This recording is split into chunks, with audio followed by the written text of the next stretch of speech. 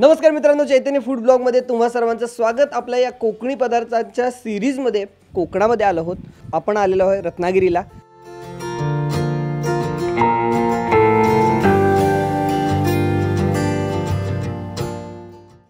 आपण आता दुसऱ्या घरी आलो आहोत, कीर्ती मोडक यांच्या घरी।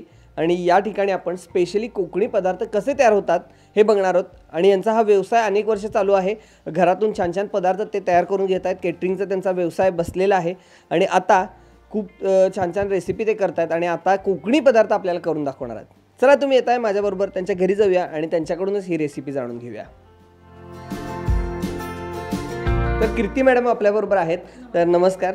तर किती वर्ष तुम्ही हा व्यवसाय करताय आणि कशी तुम्हाला आवड निर्माण झाली? मी हा व्यवसाय 4 वर्ष करतेय आणि तसं माझ्या आई वडिलांकडे हा व्यवसाय पिढीजात चालूच आहे। माझ्या आई बाबांना आवड आहे म्हणून त्यांनी सुरू केला। मग ते बघून बघून मी सुरुवात केली। खरं पाहता कोरोनाच्या पासून मी ती सुरुवात केली की बाहेर काही मिळत नव्हतं। मग नवीन नवीन लोक विचारत होते थोडंसं हे करून देशील का, थोडंसं ते, मग तशी ऑर्डर मिळायला लागली मला। आता व्यवस्थित सेट झाली आहे मी त्या ऑर्डर वगैरे। मी व्हेज सगळे पंजाबी, चायनीज, महाराष्ट्रीयन, पारंपरिक सगळे पदार्थ करते। काही गोष्टी मी एक पदार्थ दाखवणार आहे, मी स्वतः म्हणजे विचार करून करून एखादा इनोव्हेशन केला एक प्रकार, तो पण आज दाखवणार। आज काय बघायला मिळणार आम्हाला? आज मी एक नारळाच्या दुधातल्या शेवया, आपण शिरवाळे म्हणून म्हणतो त्याला, ते एक म्हणता येईल। त्याला रसशेवया सिंधुदुर्ग भागात म्हणतात ते। आणि एक आपण मुगाच्या डाळीचा हलवा खाल्ला असेल तर मी आज मोड आलेल्या हिरव्या मुगाचा हलवा करणार आहे। हे आपण आता करतोय नारळाच्या दुधातल्या शेवया करतोय, ज्याला आपण रसशेवया किंवा शिरवाळे म्हणतो। हे साधारण एक 5-6 माणसांच्या सणासाठी जर आपण विचार करत असू तर 5-6 माणसांना हा पदार्थ पुरतो, तेवढं मी आता सामान घेतलेलं आहे। तर आपण पहिलं घेतलं हे तांदूळाचं पीठ आहे, मुख्य हा तांदूळाचं पीठ आहे। हे नारळाचं दूध काढलंय मी, एक पूर्ण नारळ खोवून घेऊन दूध काढलंय। तेल आहे साधं आपलं गोडं तेल, मीठ आहे, गूळ आहे आणि ही जायफळ पावडर आहे। किंचित मी साखर घेतली, ठीक आहे। आता आपण प्रथम पाणी आहे, आपल्याला पाणी लागतं। आता आपण जसं मोदकांसाठी उकड काढतो, उकडीच्या मोदकांसाठी उकड काढतो, तसं आपण काढून घ्यायचे उकड। हे भांड 2 भांडी हे तांदूळाचं पीठ घेतलंय। हे मोदकासाठी वापरणारं पीठ आहे। मोदक जसे उकडीचं, हा साधा तांदूळ आहे आपला, हा कुठलाही, फक्त हा धुवून सावलीत वाळवून बारीक दळून आणलेला आहे, पीठ केलेलं आहे। तर हे प्रमाण आहे, ही 2 भांडी आहेत, तेवढंच पाणी घ्यायचं, म्हणून मी हे असंच ठेवलंय। ही 2 सपाट भांडी पाणी घ्यायचं।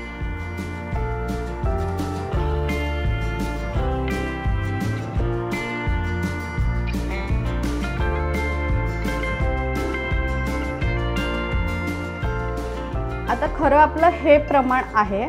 तर मी हे धुतलेलं तांदूळ असल्यामुळे अगदी पाव पेल्यापेक्षा सुद्धा कमी पेला, म्हणजे अगदी थोडंसं पाणी त्याच्यात जास्त घालते, ठीक आहे। म्हणजे ते उकळीने थोडं वाफेने कमी नको व्हायला म्हणून तसं जास्त घालते। आता हे पूर्ण उकळायला हवं म्हणून थोडा वेळ झाकण ठेवते, म्हणजे ते उकळेल। आता उकळी आली आपली पाण्याला। आता आपण थोडंसं त्यात तेल टाकायचं, 2 चमचे हे मी तेल टाकते। 1 भांड्याला 1 चमचा, 2 भांड्याला 2 चमचा, चिमूटभर मीठ अगदी चवीला। आणि ही मी साखर टाकते, अगदी थोडीशी साखर घेतली आहे, कारण त्या पिठाला नंतर उकड आल्यानंतर एक चकाकी येते, म्हणून ती थोडीशी घालायची।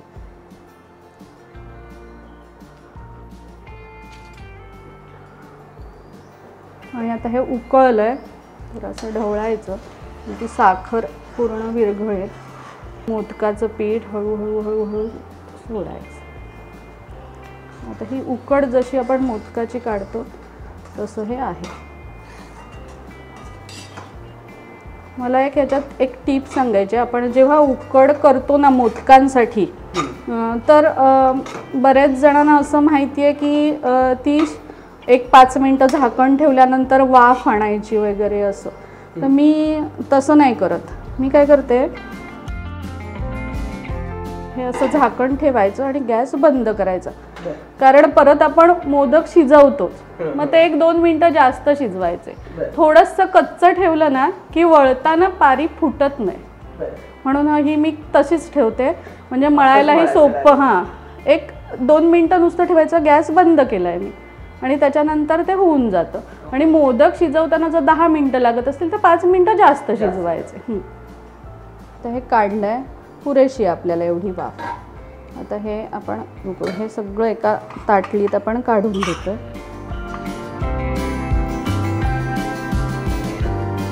असं तेल लावायचं म्हणजे हात भाजत नाही, आणि असं करून घ्यायचं म्हणजे त्या गुठळ्या ज्या झालेल्या असतील त्या मोडतात आणि हात न भाजता सोपं जातं मळायला. आणि जेव्हा मोदक करतो तेव्हा असं केल्यामुळे पारी पण फुटत नाही, कुठे गुठळी राहत नाही. गुठळी राहिली की आपली पारी फुटते, मग मोदक फुटतो. वाटीने मी मळून घेतलं. आता हे थंड पाणी घेतलं, आपलं रेग्युलर थंड पाणी. त्याने हे जसं मोदकांना मळतो ना तसं मळायचं. वाटलं तर तेलाचा हात लावायचा, नाही तर काही गरज नाही तेलाचा हात लावायचा. हां, वाफात. पण आता वाटीने मळल्यामुळे आपल्याला थोडं सोपं झालं आहे ना ते. आणि हा पदार्थ आहे ना, ही उकड व्यवस्थित झाली ना की चुकायची भीती नाही, किंवा उकड थोडीफार चुकली किंवा थोडं मळणं कमी पडलं तरी पदार्थ बिघडेल याची भीती नाही आहे. खूप सोपं आहे. आता गॅसवर पाणी उकळायला ठेवलं आहे. आता उकळी येईपर्यंत आपण ह्याचे उंडे करून घेऊया छोटे छोटे.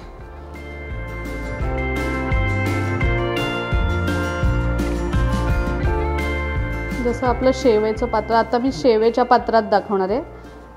पूर्वी बऱ्याच घरांमध्ये अजून मिळतं, सोऱ्या म्हणतात किंवा त्याला शेवगा म्हणतात.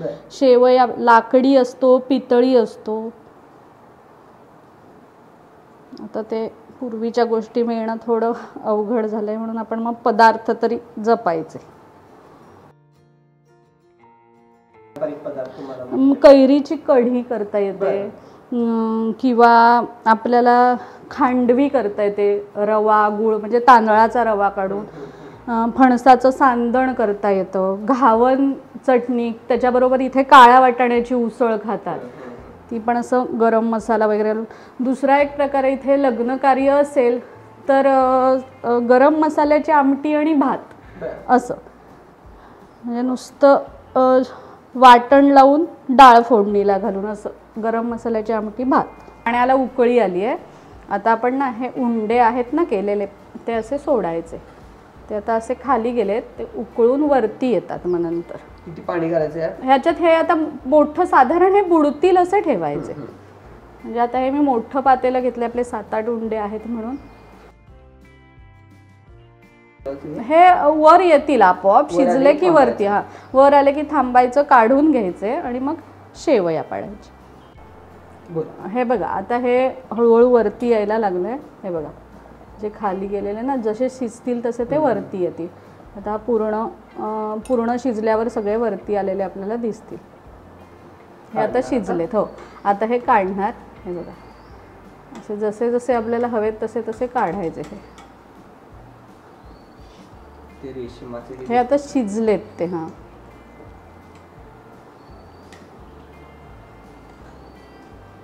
हे तयार आहेत गोळे, गरम गरम आहेत. आता हे आपण नेहमी चकलीचं जे पात्र असतं ते घ्यायचं. हे घातलंय, बारीक शेवया ज्या असतात ना त्याचं आहे, शेवेचं आपलं. जाड शेव ज्याला जसं आवडीप्रमाणे, जाड बारीक आपण काही वापरू शकतो. शक्यतो बारीक ह्याने छान बारीक झालं. आणि ह्याला तेलाचा असा हात लावायचा. आणि गरम असतं त्यामुळे असं पटकन उचलून आत टाकायचं. आता ह्याच्यात 2 राहतील म्हणून हे 2 टाकायचं, असं दाबून घ्यायचं. गरम गरमच करावं लागतं तर ते पटपट येतं.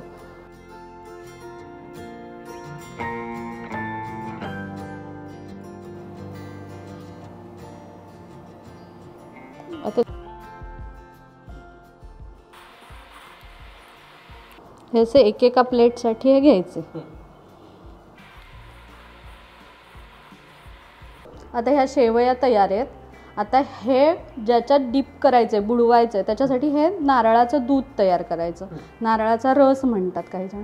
आता हा अख्खा नारळ इथे मला मोठा मिळाला होता, त्याचं साधारण 4 कप दूध झालं आहे. हे फक्त गरम पाणी थोडं घालून हे केलेलं आहे, काढलेलं आहे. गरम पाण्यामुळे काय होतं, नारळाला चांगलं दूध येतं. थोडंसं 2 वाट्या गरम पाणी घालून हे पूर्ण नारळाचं नुसतं दूध आहे, नारळाचं दूध जे आपण सोलकढीसाठी वगैरे पण वापरू शकतो ते. आता हा गूळ आहे, आपण आपल्या आवडीप्रमाणे कसाही गूळ वापरू शकतो. आता ह्याच्यात कसं आहे, हे 4 कप मी हा 2 कप गूळ घेतला आहे. तुम्हाला जास्त गोड हवं असतं तुम्ही जास्त गोड वापरू शकता, कमी गोड हवं असेल कमी वापरू शकता, पण हा मी पूर्ण वापरणार आहे ह्याच्यासाठी. हा मी किसून घेतला आहे गूळ, किसणीवर किसायचा, ढवळायचा, पूर्ण विरघळवायचा ह्याच्यात गूळ. झालंच आहे, विरघळलाय गूळ पूर्ण.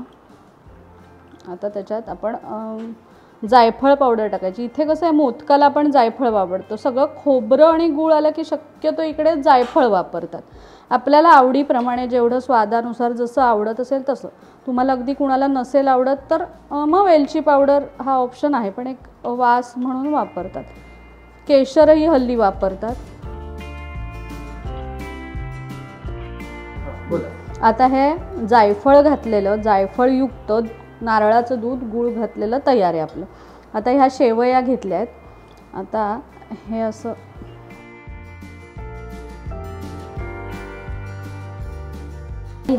ह्यात घालायच्या शेवया आणि अशा ढवळून खायच्या. आता आपण करतोय मोड आलेल्या हिरव्या मुगाचा हलवा. आता आपण साहित्य बघूया त्याचं. हे मोड आलेले हिरवे मूग आहेत. हे काल सकाळी मी भिजत घातलेत, रात्री हे करून ठेवलेत, बांधून ठेवलेत आणि याला आता हिरव्या मुगाला छान मोड आलेत. आता हे आपण कच्चे घेतलेत, उकळवले वगैरे नाही आहेत. नंतर तूप आहे, हे ड्रायफ्रूट्स आहेत, हे बारीक केलेले आहेत, बदाम, काजू, वेलची पावडर, साखर आणि हे साधं दूध आहे 4 कप. आपल्याला आता तूप घ्यायचं आहे. साधारण 2 चमचे तूप घालते मी. व्यवस्थित भरून 2 चमचे तूप घालायचे. लागेल तसं घालत जायचं. गॅस बारीक करून ठेवायचा आहे आणि हे आता आपल्याला दुधाबरोबर मिक्सरला लावायचे. हे 2 कप दूध मी 2 कप दूध आणि हे मोड आलेले मूग. हे आता असं जाडसर घेतलं आहे बघा, फार पेस्ट नाही, असं दिसलं पाहिजे थोडंसं जाडसर असं. आता हे सगळं आपण, हे गॅस मंद आहे त्याच्यावर हे घालायचं तुपात. तूप असल्यामुळे तूप थोडं जास्त घेतलं ते जिरतं, त्यामुळे उग्रपणा जो मोडाला असतो, मुगाला असतो, तो कमी होतो. हा आपण कसं करतो, पिवळी डाळ असते त्याचा हलवा करतो. एक स्पर्धा होती त्याच्यात ह्याचा मुगापासून करायचा होता प्रकार. मग म्हटलं आपण असा करू शकतो, बघूया करून. तो छान झाला आणि नंबर पण आला होता. अजून थोडं दूध घालायचं, म्हणजे असं त्याला एक खव्याचं टेक्स्चर असतं ते राहतं. म्हणजे मुद्दाम खवा नको घालायला आपल्याला, जेवढं घरातलं सामान असतं त्याच्यापासून होतं. आणि हा मोड आलेले मूग असल्यामुळे पौष्टिक, बरं तूपच आहे, तळलेलं वगैरे असं काहीच नाही आहे ना ह्याच्यात. मुळातच उग्रपणा असतो, त्यामुळे हे जरी सुकलं असलं तरी आपल्याला ते पूर्ण झालेलं नाही आहे. होणार आहे कधी, हे उग्रपणा पूर्णपणे गेला ना की ते जेव्हा पूर्ण शिजेल तेव्हा त्याचा उग्रपणा जाईल. तर त्याच्यासाठी आपण मग ते परत 2 कप दूध घालायचं ह्याच्यात.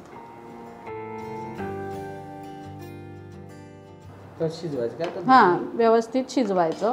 आता तेवढं शिजताना ते मूग पण शिजून जातात तेवढ्या दुधात आणि शिजल्यामुळे काय होतं, उग्रपणा त्याचा कमी होतो. आता हे साधारण अशी स्लरी झाली आहे. आता आपण ह्याच्यात थोडंसं अजून दूध ठेवलं ना शिजल्यावर तर ह्याची खीर पण चांगली होऊ शकते. म्हणजे आपण पेशंटना सुद्धा शेवया किंवा रव्याची खीर देतो, त्याच्याऐवजी मग आपण ही खीर म्हणून देऊ शकतो. फक्त ते व्यवस्थित शिजलं गेलं पाहिजे, त्याचा उग्रपणा पूर्णपणे कमी झाला पाहिजे. आता त्याच्यात आपण हे बदाम मी घेतलेत, थोडेसे चिरून घेतले तसे, ते घालू शकतो. म्हणजे काय होतं माहिती आहे, तुम्ही तळून सुद्धा आधी घेऊ शकता, पण मी हे असे घेते, म्हणजे ते त्याच्यात शिजले जातात, कडकडीतपणा त्याचा कमी होतो. आणि थोडे काजू घेतलेत, आपल्या आवडीप्रमाणे तुम्हाला जे ड्रायफ्रूट्स हवे असतील ते घालू शकता. आणि हे पूर्ण आटेपर्यंत ह्याचा व्यवस्थित शिजवायचं. उग्रपणा कमी झाला की आपण साखर घालायची त्याच्यात. सुरुवात झाली. एक 5 ते 7 मिनिटात आपलं हे होईल. बाकीच्या म्हणजे जो आपण डाळीचा मुगाच्या डाळीचा हलवा करतो त्याला बराच वेळ लागतो, ह्याला तेवढा वेळ लागत नाही. आता हे इतपत आलं, शिजायला लागलं ही आपण साखर घालायची जे आपल्या आवडीनुसार. मी आत्ताही साधारण 1.5-2 कप घेतली आहे. आपल्याला कमी हवी असेल कमी घालू शकतो. आता हे परत साखर घातल्यामुळे पातळ होणार आहे, पण आता सगळे पदार्थ आपले घालून झालेत. शेवटी पूर्ण आटून झालं की वेलची पावडर घालायची, मग आपला हलवा तयार.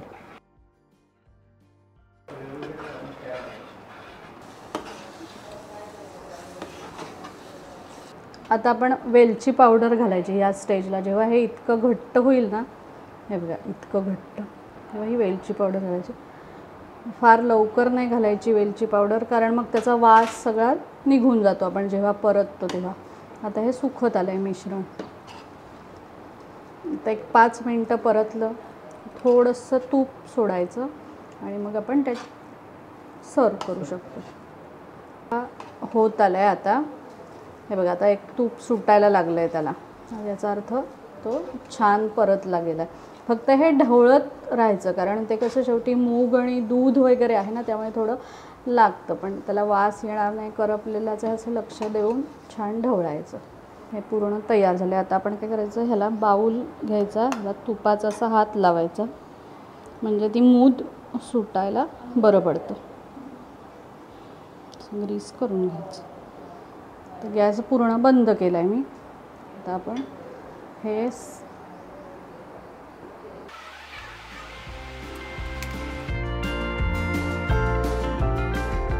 माझं नाव सौ कीर्ती मंगेश मोडक. मी गयाळवाडी फाटा खेडशी रत्नागिरी येथे राहते.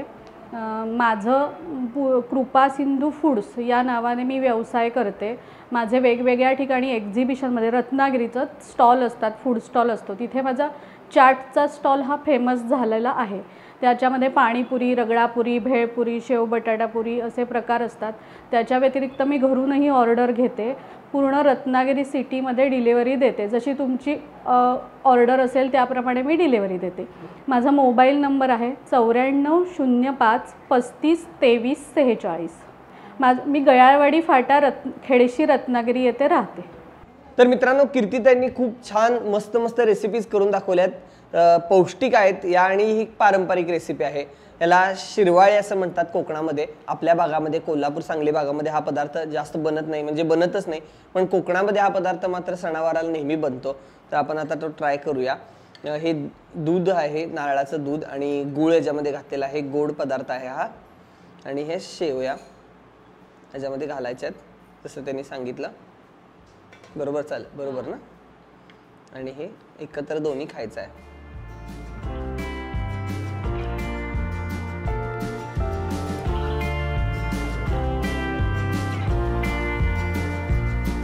मस्त लागतंय. आणि हे जे दूध आहे त्याच्यामुळेच खरं तर टेस्ट यायला आलेली आहे, आणि जायफळाचा प्रॉपर स्वाद यायला लागलेला आहे.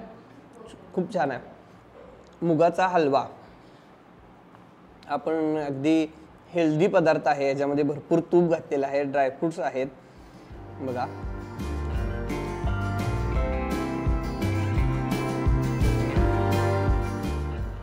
मस्त झालाय.